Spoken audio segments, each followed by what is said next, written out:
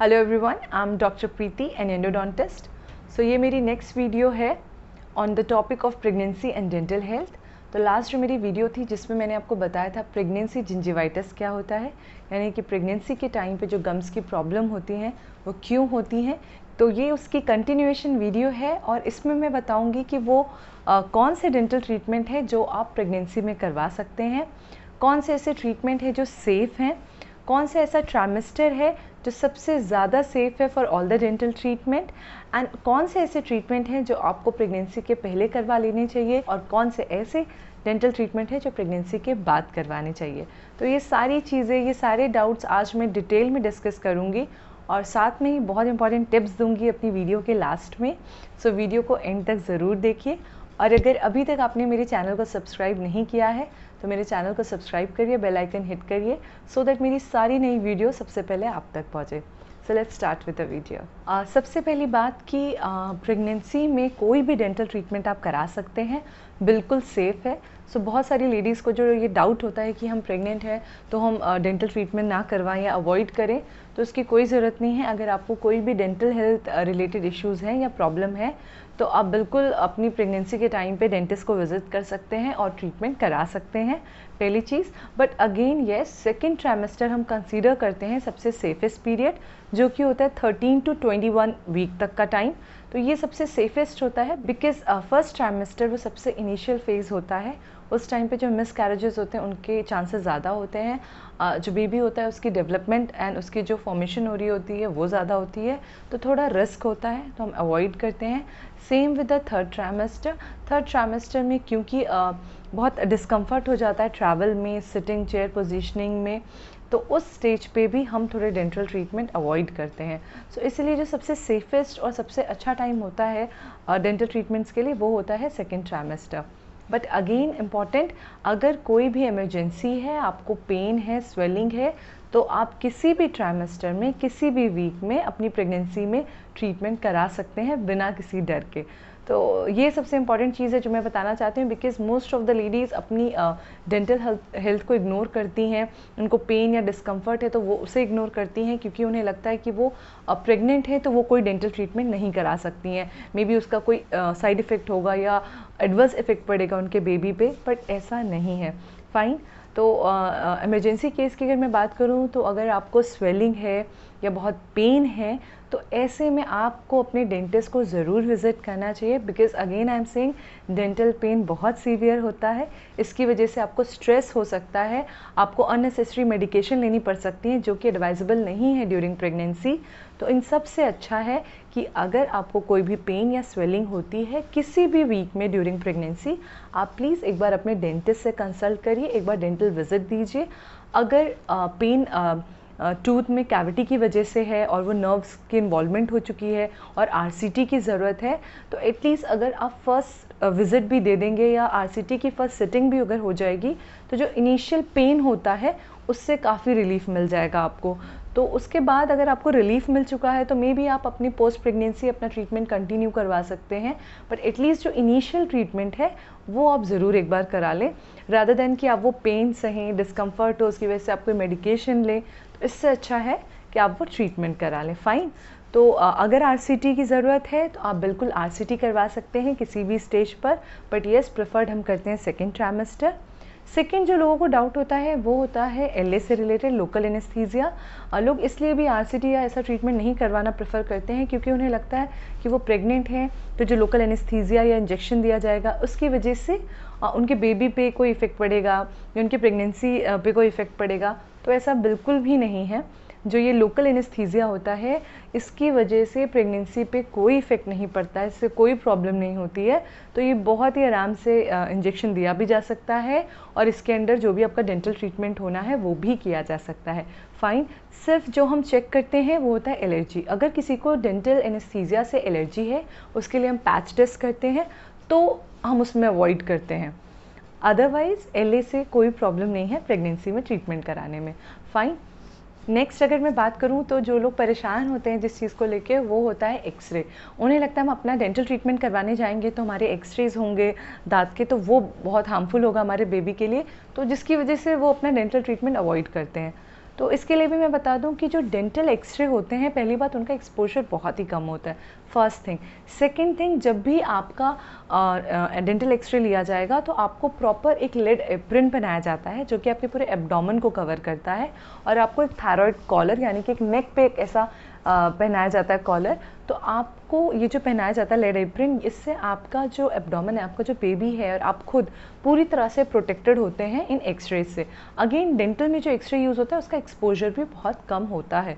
तो यूजुअली हम प्रेफर करते हैं सेकेंड ट्राइमेस्टर, अगर हमें एक्सरे भी लेना है तो ज़्यादा सेफ है। बट अगर इमरजेंसी है यानी कि पेन है, स्वेलिंग है, तो फर्स्ट एंड थर्ड ट्राइमेस्टर में भी हम ये डेंटल एक्सरे ले सकते हैं। बट अगेन ये जो लेड एप्रन है इसको पहना के, तो उससे कोई भी प्रेगनेंसी में प्रॉब्लम नहीं होती है, तो आप बिल्कुल आराम से ये ट्रीटमेंट करवा सकते हैं। फाइन। नेक्स्ट अगर मैं बात करूँ इमरजेंसी की, जैसे अगर आपको बहुत स्वेलिंग और पेन है, अगर जैसे थर्ड मोलर आ रहा है और उस एरिया में स्वेलिंग है, पेन है, तो इमरजेंसी केसेस में हम सर्जरी भी कर सकते हैं, क्योंकि अगर उससे पेशेंट को या मदर को डिस्कम्फर्ट हो रहा है, प्रेग्नेंट लेडी को, तो हम सर्जरी भी कर सकते हैं। बट अगेन अगर पेन नहीं है तो सर्जरी को हम थोड़ा डिले करते हैं, प्रेफर करते हैं हम सेकेंड ट्राइमेस्टर में, अदरवाइज पोस्ट डिलीवरी, क्योंकि सर्जरी में थोड़ा सा पेशेंट को एंजाइटी भी होती है, स्ट्रेस भी होती है, मेडिकेशन भी हमें देनी पड़ती है, एंटीबायोटिक जो हम यूजुअली अवॉइड करते हैं प्रेगनेंसी में देना, कोई भी अदर मेडिकेशन। तो सर्जरी एक ऐसा है जिसे हम कोशिश करते हैं पोस्टपोन करें पोस्ट डिलीवरी।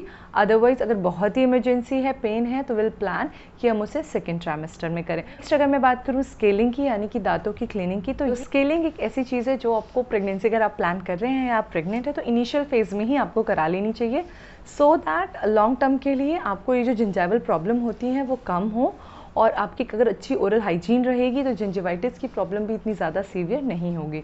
फाइन। नेक्स्ट मैं बात करूँ फिलिंग्स की।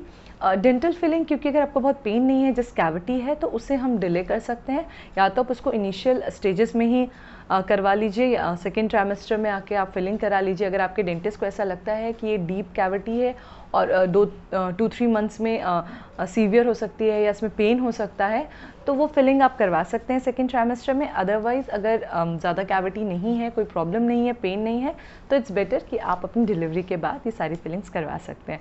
फाइन। तो ये तो मैंने आपको बताया कि कौन कौन से ट्रीटमेंट हैं जो आप करा सकते हैं और किस ट्राइमेस्टर में कराना सेफ़ है।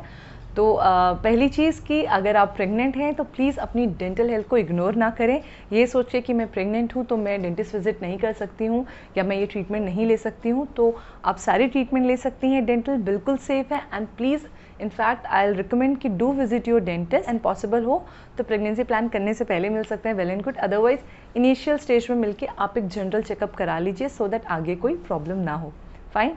कुछ इंपॉर्टेंट चीज़ें हैं जो आपको याद रखनी है, वो ये कि अगर आप आ रहे हैं डेंटल ट्रीटमेंट के लिए तो कोशिश करिए मॉर्निंग अपॉइंटमेंट रखिए और शॉर्ट अपॉइंटमेंट्स रखिए। अगर आप कोई मेडिकेशन ले रहे हैं तो आपको वो अपनी डेंटिस्ट को बताना है। सपोज़ आपको हाइपरटेंशन है या फिर जेस्टेशनल डायबिटीज़ है, प्रेगनेंसी के टाइम पे बहुत सारी लेडीज़ को डायबिटीज़ हो जाती है, थायराइड की प्रॉब्लम हो गई है, अगर इन सब की आप मेडिकेशन ले रहे हैं तो वो सारी मेडिकेशन आपको लेके आनी है प्रायर टू द ट्रीटमेंट। अपनी डेंटिस्ट को आपको अवेयर करना है, बताना है कि आप कौन कौन सी मेडिकेशन ले रहे हैं। शॉर्ट अपॉइंटमेंट्स रखनी है, अपनी मेडिकेशंस के बारे में पहले से अपने डेंटिस्ट को सब कुछ बताना है।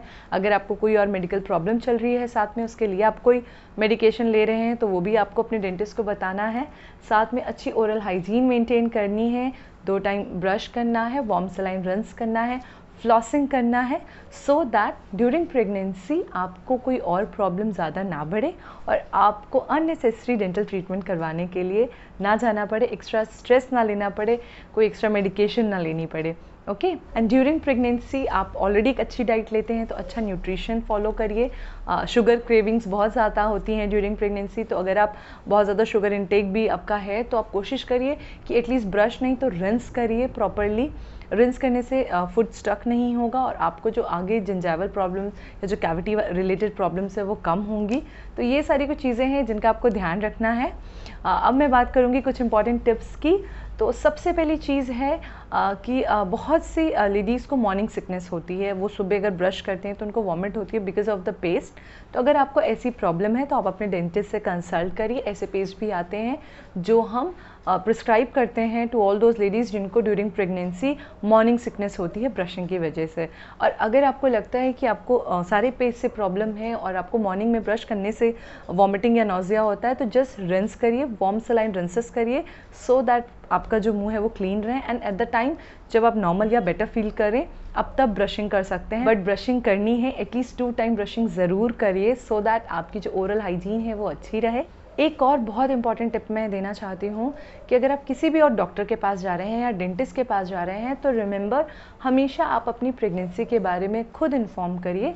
बिकॉज वैसे हम हिस्ट्री लेते हैं पेशेंट की, बट अगर कभी कोई मिस करता है तो आपको उन्हें बताना है कि आप प्रेग्नेंट हैं या आपकी प्रेगनेंसी चल रही है, कौन सा वीक है, रीज़न। अगर आपको कोई भी एक्सरे होता है, यूजुअली जो एक्सरे होते हैं वो बहुत हार्मफुल होते हैं ड्यूरिंग प्रेगनेंसी, डेंटल एक्सरे का इतना एक्सपोजर नहीं होता है, बट अगेन कोई भी एक्सरे ड्यूरिंग प्रेगनेंसी हार्मफुल है। तो अगर आप इन्फॉर्म नहीं करेंगे अपने डॉक्टर को, अपने डेंटिस्ट को, तो उस पीरियड में अगर आपका एक्सरे होता है विदाउट टेकिंग दैट प्रिकॉशन, जिसमें आपको एप्रन नहीं पहना रहे, कोई ध्यान नहीं दे रहे, तो वो डेफिनेटली हार्मफुल है आपके बेबी के लिए। फाइन।